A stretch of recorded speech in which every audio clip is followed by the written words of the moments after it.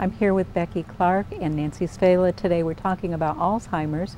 And Becky, talk to us some more. Number one, before we go any further, thank you so much for driving all the way down to Mountain Home from the Springdale area. You're up at actually Bentonville, Bella yes. Vista, that whole area.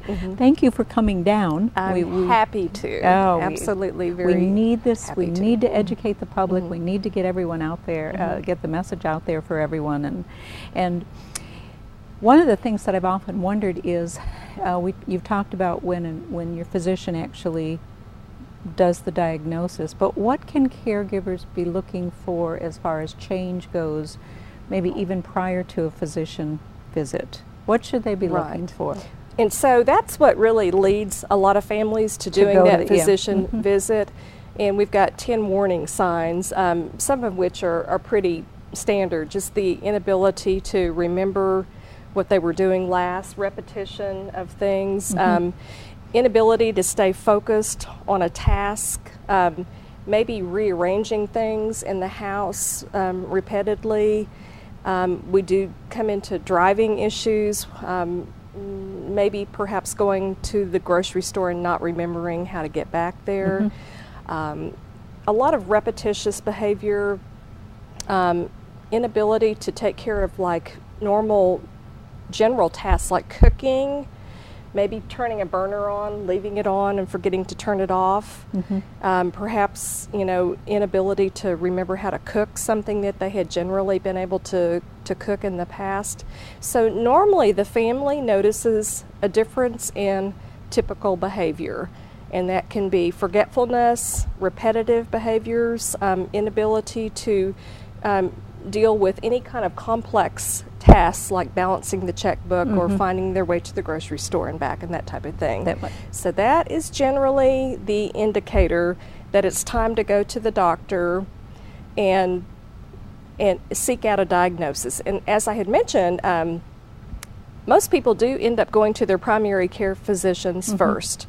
And then oftentimes they might be referred to a specialist in neurology or senior diseases, geriatrics, that type of thing. So just being able to go to that starting place, I think, is a good starting point. And what I recommend to families that I talk to is, because the diagnosis of dementia and Alzheimer's it's a difficult pill to swallow, is to let the doctor be the bearer of the bad news and not the family member.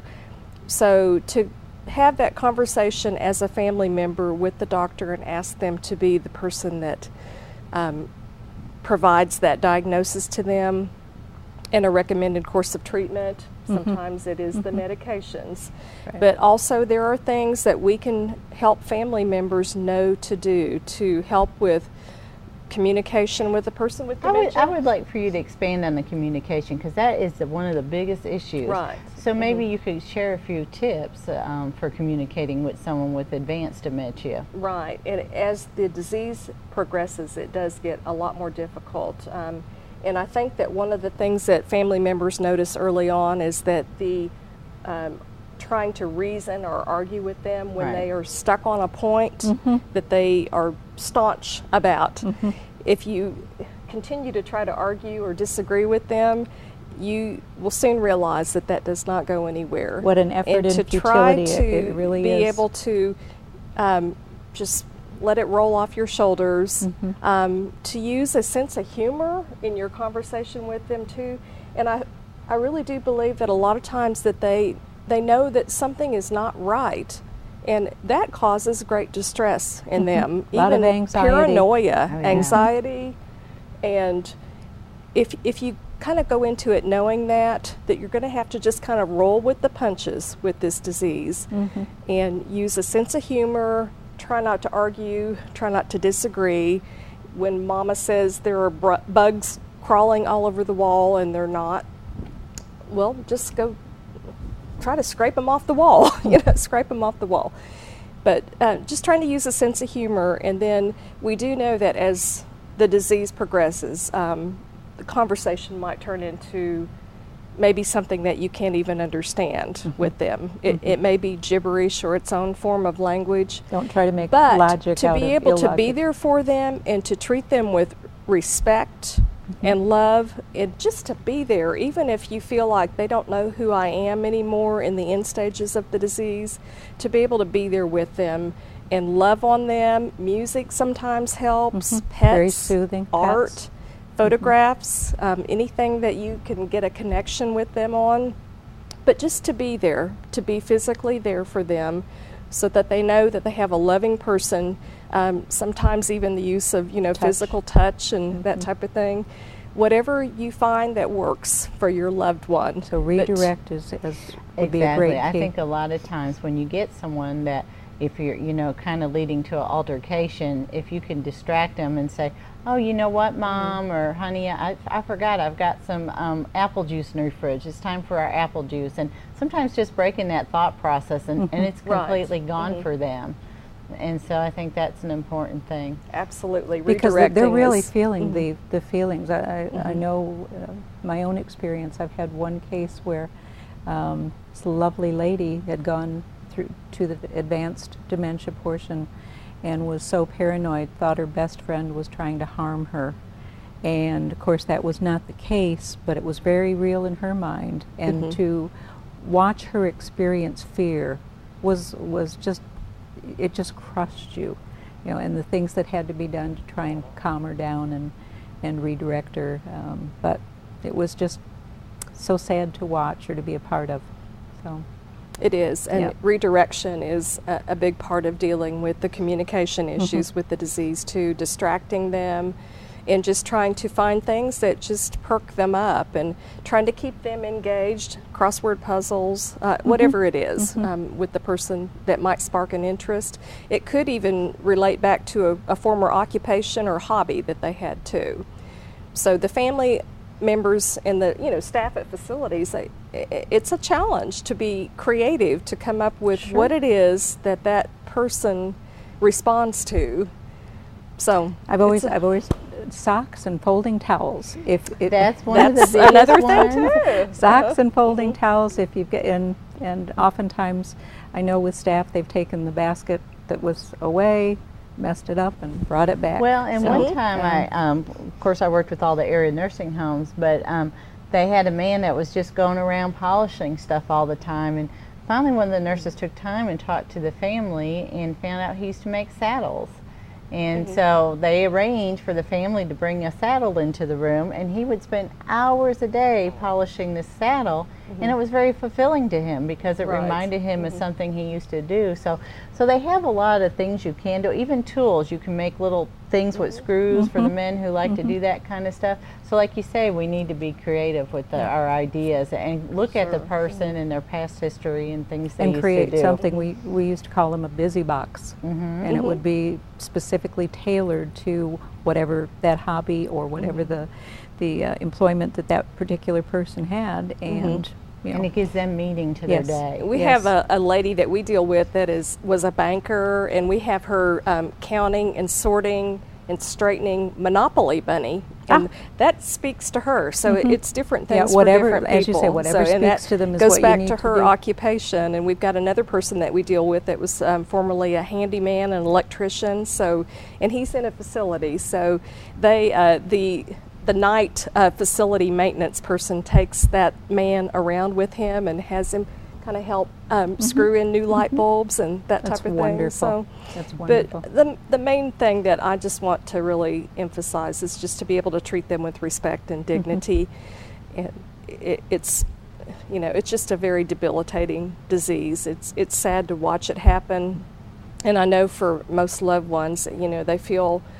That's why they come to me and to Nancy, because this is the loss of the person that they knew in the form that they knew this person, and it's just devastating to them. So they really are losing their loved one. They are. And sometimes I think just telling them that, because a lot of times what I see in support groups, people will think that their loved one's doing things on purpose. Just to be stubborn, or I've heard that or that they know how to do this. They've done it their whole life, and when you have to sit there and tell them, they probably don't know how to do that anymore. And so sometimes you just have to remind yourself that this is a disease, and they really don't remember how to do that anymore. And not to expect them, or that they're doing this just to irritate me. they're really not doing it to irritate you. It's just the disease itself. So. It is, and that's what we always try to emphasize. It's the disease talking, not them. It's the disease talking. So don't take it personally. Don't take it personally. Yeah, Try not to, but it's hard. That's difficult If when it's- you're the caregiver day in and day and out. it's your mom or dad or your husband or wife. Well, and I have to say, Donna, that a caregiver shouldn't have to take a lot of abuse either, though. I mean, if the person, sometimes they can have a personality change with Alzheimer's, and so, and if it comes to that point where they're just verbally abusive, you know, there does come a point sometimes when we have to use medications to kind of even them out, and you know, we try to do alternatives and work with the families and treat them things to work with the behaviors, but the caregiver shouldn't let themselves be abused verbally and, or physically in any way. Right. Because And to be able to have a respite plan in place too is huge for a caregiver too, whether it's an adult day program or, you know, whether it's, you know, some facilities will accept people for a while if they want to go on a 1 week vacation. To be able to find an outlet like a support group is huge, where they can come and talk about what they're dealing with too. So respite for the caregiver is crucial. Crucial for their own health. Yeah. And if, you know, if they're taking care of somebody with dementia, they're going to have to maintain their own health. And if they can, if they can just tweak their thinking just a little bit to say, okay, just like if you were on a plane and the oxygen mask straps down, they always tell you to put yours on first because you're of no help to the other people. That's a good analogy. If you don't take care of yourself. So kind of think of it that way. Sure. So, yeah. Well, this has been wonderful today. I can't thank you enough, Becky, for coming down I'm and happy being with to. us, and Nancy for being with us as well.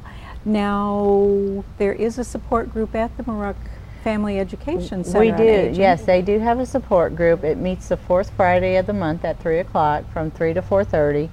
And if you need daycare for your loved one so you can attend, the Baxter House will care for your loved one free of charge, so you can come to the group. And then we've also started one at Flippin at the Senior Center. That is the first Tuesday of the month at 1 o'clock. So, and they're great groups. I mean, I lead the groups, and sometimes I say we learn more from each other. And just listening to someone's story, and they might have a tip that worked really well for them, and people learn from each other just as well. So it's a great group. To share their experience and what works and what doesn't. And let them know what they're feeling is okay. You know, those times of frustrations, or maybe they had a day where they just yelled, and then say, you know, that's okay. It's very hard to be a caregiver. And her support groups are just so invaluable. That is a lifeline for the caregivers to be able to make it through another few weeks dealing with what they're dealing with. So I'm really appreciative And of our what she goal does. is to put a positive spin on it. You know, we're trying to look for the good in this, and I always say everyone's journey with Alzheimer's disease, and to look for the good things as well as the bad in there, and just make the most of each day. Just focus on the good. Yes. Focus on and keep a sense of humor. Ladies, thank you Thank so you. much. Please come back and speak with us again, would you please? Absolutely. All right, we'll love to Thank have you back. Nancy as well. Thank you. Thanks so much for joining us today for BRMC's Healthy Connections, and we'll see you again next week.